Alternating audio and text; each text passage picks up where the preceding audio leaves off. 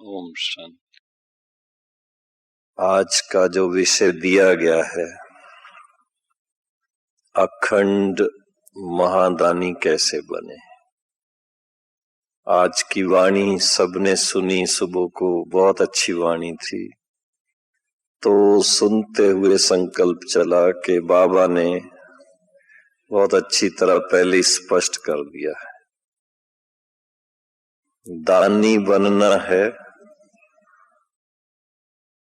किस लिए दानी बनना है? तो किस लिए बनना है? महादानी बनना है तो किस लिए बनना है? और वरदानी बनना है तो किस लिए बनना है? तो आज की वाणी के अनुसार क्या महावाक्य थे, याद होंगे कि अपना जो अनेक जन्मों का माया का ग्रहण है, उससे छूटना है तो दानी बनना है। दे दान तो छूटे ग्रहण। मैं समझता हूं सभी ब्राह्मण जैसे ही बाबा का परिचय पाते हैं और बाबा से दिव्य बुद्धि प्राप्त करते हैं कि अब हम ईश्वरी ज्ञान और योग के द्वारा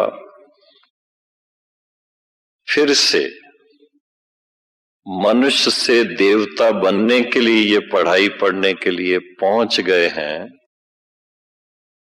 ईश्वरी दरबार में पहुंच गए हैं। तो देवता बनना है तो जो देवता के गुणों के अनुकूल नहीं है उसका त्याग करना है। और उसका त्याग करना सबसे सहज तरीका बाबा ने बता दिया। द्वापर युग से दान करने का संस्कार तो है ही, भक्ति मार्ग में दान तो करते ही आए, लेकिन ग्रहण नहीं छूटा। इस समय जब स्वयं शिव बाबा खुद सन्मुख आकर श्रीमत देते और खुद कहते हैं बच्चों को कि दे दान तो छूटे ग्रहण। पहले ब्राह्मण कहते थे, अब भी ब्राह्मण कहते हैं, लेकिन अब सच्चे ब्राह्मण कहते हैं। जो ब्रह्मा वत्स हैं उनके द्वारा डायरेक्ट स्वयं भगवान, स्वयं शिव बाबा कहते हैं दे दान तो छूटे ग्रहण। और सभी ब्राह्मणों की इच्छा होती है, ज्ञान लेते ही ये इच्छा होती है कि हम 5 विकारों से छूट जाएं। रक्षाबंधन पर जब बहनें राखी बांधने जाती हैं कहीं या सेंटर पर भी बांधती हैं, तो अधिकतर अज्ञान काल में भाई जेब से खर्ची निकाल कर देने की कोशिश करते हैं। लेकिन ब्रह्मा कुमारी बहनें क्या कहती, नहीं भैया हमको ये खर्ची नहीं चाहिए। तो भाई पूछते हैं क्या चाहिए आपको? फिर तो कहते 5 खोटे पैसे दे दो। वो भाई जेब देखता है, खोटे पैसे तो जेब में नहीं है। फिर उनको दिव्य बुद्धि देनी पड़ती है कि आपके पास रखे हैं खोटे पैसे, पर जेब में नहीं है, संस्कारों में है, आपके सोचने में है, आपके दृष्टि में है, आपके वृत्ति में है। वो खोटे पैसे हमें चाहिए, क्योंकि उनके आपके पास रखने से आपको कोई फायदा नहीं है, नुकसान है। फिर उनको स्मृति दिलाते हैं कि ये 5 विकार रूपी जो खोटे पैसे। तो सबसे पहला दान जो हम ज्ञान के बाद, ज्ञानी तो आत्मा बनने के बाद सीखते हैं कि स्वयं को बुराइयों से छुड़ाने के लिए, स्वयं को माया के ग्रहण से बचाने के लिए, स्वयं को सच्ची मुक्ति और जीवन मुक्ति दिलाने के लिए शिव बाबा को सच्ची दिल से 5 विकारों का दान दे देते हैं। सभी ने दे दिया हुआ है ना।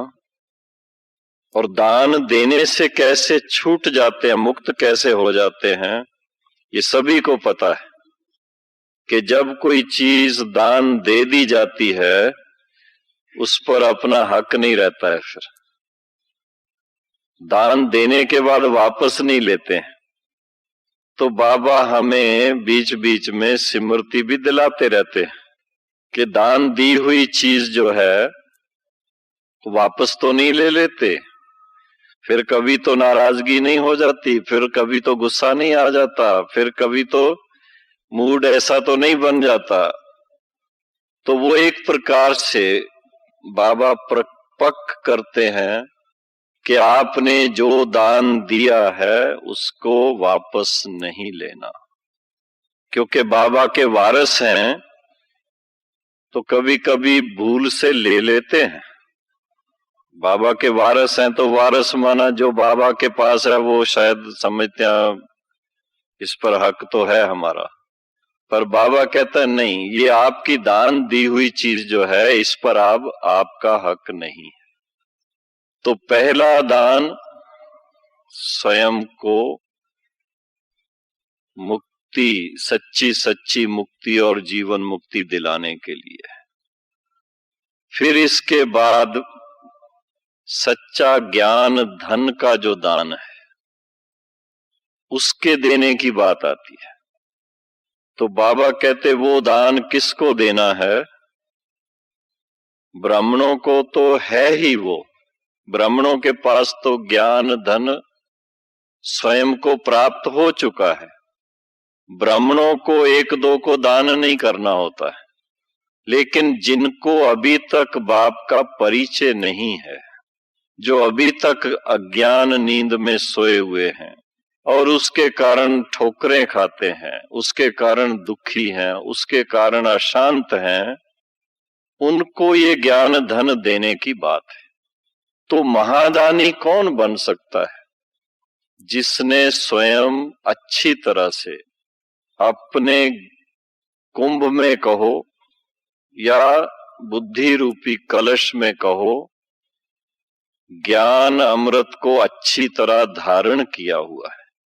जो स्वयं ज्ञानी तो आत्मा बन गए हैं, जो स्वयं योगी तो आत्मा बन गए हैं, और जिन्होंने अपने जीवन में उसकी धारणा करके अपना जीवन ऐसा श्रेष्ठ बनाया है और श्रेष्ठ बनाने के फलस्वरूप, ज्ञान धन के खजाने के फलस्वरूप और गुणों के खजाने के फलस्वरूप अंदर अपने अंदर अच्छी तरह से ऐसा महसूस करते हैं कि हमारे जैसा धनवान इस दुनिया में कोई नहीं है। अविनाशी ज्ञान धन का जो खजाना है, दिव्य गुणों का जो खजाना है, दिव्य शक्तियों का जो खजाना है, उससे हम आत्माएं भरपूर हैं और उसके फलस्वरूप स्वयं महसूस करते हैं कि संसार में कितना भी कोई लौकिक रीत में धनवान हो, पर हमारे जितना धनवान कोई नहीं है। बाबा के जो महावाक्य हैं कि बच्चे मैं जो आपको ये ज्ञान रत्नों का खजाना देता हूं, वर्षे के रूप में देता हूं, टीचर के रूप में देता हूं, इस ज्ञान रत्नों की कीमत एक एक की लाखों है। और ज्ञान का सागर, पूरा सागर हमें दे देता है। बाबा कहता पहले तो कहते थे भगवान बेअंत है, लेकिन आप बच्चों के लिए बेअंत नहीं रहा। जो बाप के पास खजाना वो सब का सब आपको दे देता, खुद के पास कुछ नहीं रखता और देता ही रहता है। तो जो इस ज्ञान की गहराई में जाते हैं और इसको जीवन में अपना करके, अप्लाई करके उसका सच्चा सच्चा सुख प्राप्त करते हैं, और उसके फलस्वरूप जो पावन जीवन बनती है, पवित्र जीवन बनती है, उससे जो अतीन्द्रिय सुख प्राप्त होता है, उसका अनुभव करने वाले महसूस करते हैं कि हमारे जैसा धनवान दुनिया में कोई नहीं। उसकी अगर कमी होगी तो अंदर में थोड़ा थोड़ा खालीपन महसूस होगा। लेकिन जिन्होंने ज्ञान अमृत का अच्छी तरह से रस बैठ गया है, जो उसके बिना रह नहीं सकते, सुबह उठते ही बाबा की याद का आनंद लेते हैं, और ज्ञान रत्नों का जो खजाना है मुरली, वो मुरली के बिना रह नहीं सकते। मुरली नहीं पढ़ेंगे, नहीं सुनेंगे तो ऐसा लगेगा आज कुछ खो गया है, खाली खाली लगेगा, जैसे भूखे रहे अंदर से, ऐसा महसूस करेंगे। उनको ज्ञान रत्नों के खजाने की वैल्यू है। तो जो मुरली के अध्ययन से रोज अपने खजाने में वृद्धि करते रहते हैं, हम तो हंसी में कहते हैं इतना तो कमाई किसी की नहीं है संसार में। एक मुरली सुनो, एक मुरली के अंदर कम से कम 20-25 पॉइंट होती है, और एक एक पॉइंट की कम से कम भी 1 लाख रुपया आप कीमत मान लो, तो रोज आपके खजाने में कितना जमा हो रहा है? 25 लाख तो हो ही जाता है कम से कम। किसी की भी आज प्रेसिडेंट, अमेरिका का प्रेसिडेंट है, उसकी भी इतनी तनख्वाह नहीं है। बाबा की बात कभी कभी सोचते हैं, शुरू शुरू में बाबा ने न्यूज़पेपर में डाला था कि who is the richest in the world, सबसे धनवान दुनिया में कौन है। पहले क्वेश्चन डाला एडवर्टाइजमेंट में, और दूसरे दिन फिर उसका उत्तर खुद ही लिखवाया, ओम मंडली is the richest in the world. तो ओम मंडली माना कौन? आज ओम मंडली नहीं कहते, पर ओम शांति वाले कहते हैं कि ओम शांति वाले जा रहे हैं, ओम शांति वाले ये कहते हैं। तो आज जिसको इस ज्ञान रत्नों की अच्छी तरह परख है, और उन ज्ञान रत्नों का खजाना अच्छी तरह अपने पास है, उसको ये महसूस होगा कि हमारे जितना धनवान कोई नहीं है। और धनवान होने के साथ साथ फिर बेहद बाप से एक विशेष संस्कार वर्षे के रूप में हम सबको मिला हुआ है। कौन सा? विश्व कल्याणकारी का। हम सभी बाबा के बच्चे भले रहते अपने गांव में हैं, रहते अपने घर में हैं, लौकिक कारोबार करते हैं, लेकिन बाबा ने वरदान के रूप में कहो, वर्षे के रूप में कहो, हर एक बच्चे को ये वरदान दे दिया है कि आप बाबा के समान, बाप के समान विश्व कल्याणकारी हो।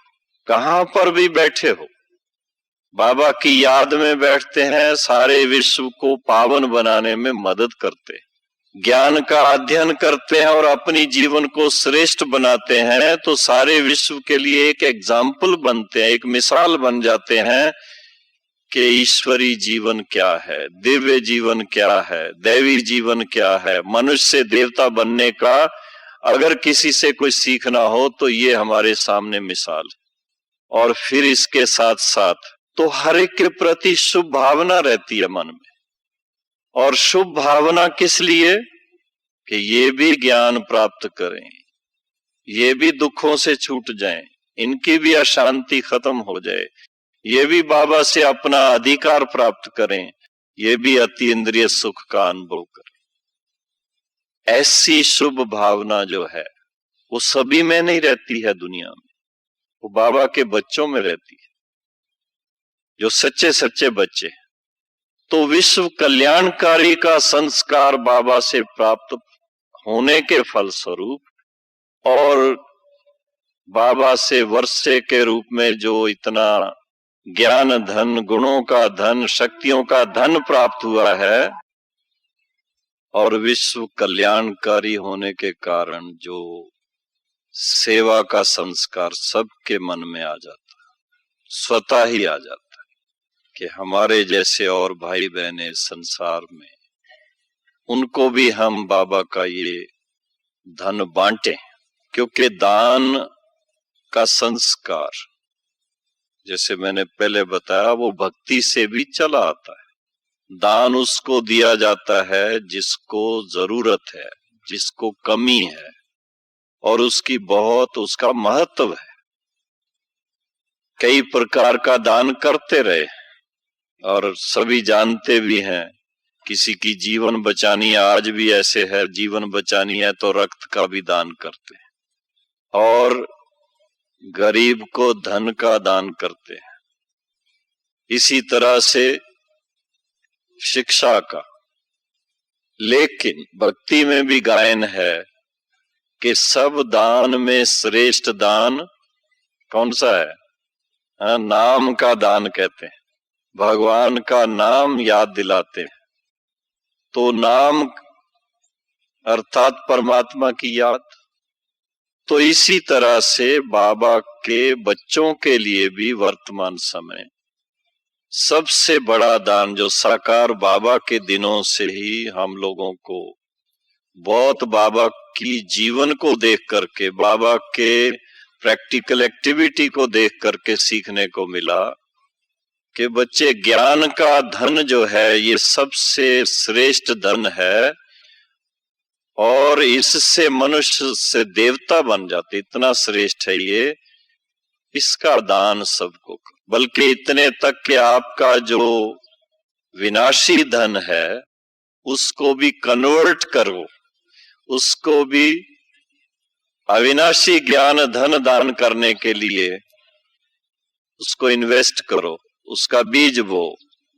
आज की मुरली में भी था, उसके लिए सेंटर खोलो, मकान बनाओ, सेंटर खोलो।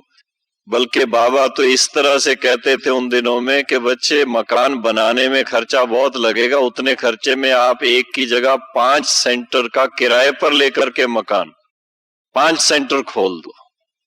और मुझे एक बार की बात याद आती है, दिल्ली में एग्जीबिशन थी, पहली एग्जीबिशन दिल्ली में जब रखी कम्युनिटी हॉल में, तो बाबा ने स्वयं वो एग्जीबिशन देखी और देखने के बाद जब लिटरेचर स्टॉल पर पहुंचे तो जो भाई वहां निमित्त थे उनको कहा, ये सारे लिटरेचर का एक सेट मुझे दे दो।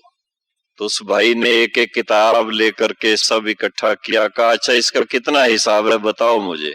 तो बेचारा वो एक एक का लिखता गया, 4 आने, 8 आने, 1 रुपया, ऐसे करके सारा हिसाब निकाला।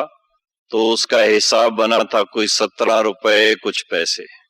तो बाबा ने कहा बस। फिर बाबा ने इशारा दिया, कहा बच्चे, अगर मैं तुम्हारी जगह पर सेल्स काउंटर पर होता तो मैं कैसे इसका हिसाब रखता वो बता देता। जब कोई बाबा की तरह सामने आता है तो उसको कहना चाहिए, सेठ जी, गरीबों को तो ये फ्री बांटा जाता है, आपकी जो इच्छा हो उतने का आप लिटरेचर छपवा करके बंटवा सकते हो। तो ऐसा मुझे जवाब मिलता तो मैं तुमको 500 रुपया दे के जाता। तो बाबा ये भी सिखाते हैं कि किसी का भी धन जो है उसका अधिक से अधिक लोगों को लाभ कैसे मिले। तो महादानी शब्द का अर्थ है जो किसी को महान बनाने के लिए दान, एक दान देना है, किसी का थोड़ा टाइम के लिए उसको रिलीव करना, उसकी जो प्रॉब्लम है उससे। भाई भूखा है, उसको आपने लंगर खोला हुआ है, वहां उसको भोजन करा दिया, वो भी उसमें दान देते हैं तो ही हो सकता है। तो भूख उसकी मिटा दी, लेकिन वो महान नहीं बना, वो डिपेंडेंट बन गया, हर रोज वहीं जाकर के लंगर करना है उसको। लेकिन ऐसा उनको दान करो जिससे वो सीखें कि हम अपने पांव पर कैसे खड़े हों, बल्कि पांव पर ही नहीं, बाबा तो कहता सारे विश्व के मालिक बन जाए। ऐसा महान दान कराने का तरीका बाबा सिखाता है। तो महान दान करना, महादानी बनना, अर्थात ऐसा दान जिससे दान करने वाला भी महान और जिसको दान मिले वो भी महान बन जाए। और वो है सच्चा सच्चा ज्ञान, धन का दान। बाबा ने तो साथ में मिला दिया। हम तो ज्ञान के दान में सब मान जाते, लेकिन बाबा कहता नहीं, ब्राह्मण होकर के ज्ञान का दान, फिर इसके साथ में गुणों का दान, सबसे बड़ा दान है आप समान गुणवान बनाना किसको, और फिर कमजोर को शक्ति दिलाना। इतनी हिम्मत नहीं होती कईयों में, तो शक्ति का दान। और इन सब के लिए आपको अपना संकल्प भी यूज करना पड़े तो संकल्पों का दान, फिर उसके साथ में समझाने करने के लिए टाइम भी देना पड़ता है, समय का दान, और साधन भी चाहिए। जैसे आज मुरली में सुबह बाबा ने कहा, अच्छा आपकी दुकान है, दुकान पे ये चित्र भी रख दो। जब कोई आपके पास कोई ग्राहक आते हैं, उनको जो कुछ देना है दुकान से वो भी दे दो, और साथ में उनको बताओ कि ये अविनाशी ज्ञान धन जो है, उसके ज्ञान रत्नों की भी बात आपको हम देना चाहते हैं, लेकिन इसके पैसे नहीं लेंगे आपसे। तो चित्रों का भी, क्योंकि जब ये प्रदर्शनी के चित्र जब से बने हैं, बाबा को बहुत पसंद आए, क्योंकि इसके द्वारा बहुत सहज लोग समझ सकते हैं। तो चित्र छपवा करके सबको दो। और बाबा तो कहते थे ये जो बैज है त्रिमूर्ति का, ये छोटी गीता है, गीता का सार इसमें है, रचता और रचना का ज्ञान सारा इसमें है। ये आप लाखों की संख्या में छपवा करके, बैज बना करके किसी को समझा करके गिफ्ट के रूप में दो। ये है बहुत बड़ा दान, महादान है ये, क्योंकि इसको जानने से, इसको समझने से मनुष्य क्या से क्या बन सकता। तो बाबा का देखो सोचना किस तरह का, बाबा की दृष्टि 15 दिन के ज्ञान प्राप्त करने के बाद, तो बाबा ने बहुत अच्छी बात उसमें सुनाई थी। देखो, बाबा ने जब साक्षात्कार किया कि बाबा इस ज्ञान से क्या बनने वाला है, और शिव बाबा का हुक्म हुआ तो अपना तन मन धन सब विश्व सेवा में लगा दिया। उसके बाद शिव बाबा ने कैसे सब संभाला है और क्या से क्या बना देता है। तो बच्चों को बाप को फॉलो करना चाहिए। वो बात हमें ऐसी दिल में पहली मुरली सुनने से लग गई, और मन में आता था बाबा का तो इतना बड़ा बिजनेस था, इतनी कारोबार थी, परिवार था, उनके लिए तो मुश्किल था उस समय, फिर भी बाबा ने इतना सब कुछ सरेंडर किया। हमारे लिए क्या डिफिकल्टी, लेकिन भाव यही है कि अगर बाप के समान, क्योंकि किसी भी ब्राह्मण से पूछें कि इस समय का लक्ष्य क्या है, तो सबके मुख से एक ही बात सुनने को मिलती है, बाप समान बनना है, फरिश्ता बनना है। हाँ, ब्राह्मण से फरिश्ता, फरिश्ता से देवता बनना है, यही कहते हैं ना सभी। कोई एक भी कहे कि नहीं हम ऐसा नहीं कहते हैं। तो ऐसा महान बनने के लिए फिर बाप के समान महादानी भी बनना। तो अखंड महादानी अर्थात ब्रह्मा बाप के समान, एक तो अपने निश्चय में सदा अखंड रहे, कितनी भी परीक्षा आए हिले नहीं, हमारे निश्चय में कभी कमी ना आए। भक्ति में भी ऐसा निश्चय करने वाले, जान तक अपनी बाजी लगा दी उसकी, लेकिन अपने निश्चय में अटल रहे थे। तो इसी तरह से बाबा के बच्चे बने हैं, निश्चय किया है तो उस निश्चय में सदा अखंड रहें।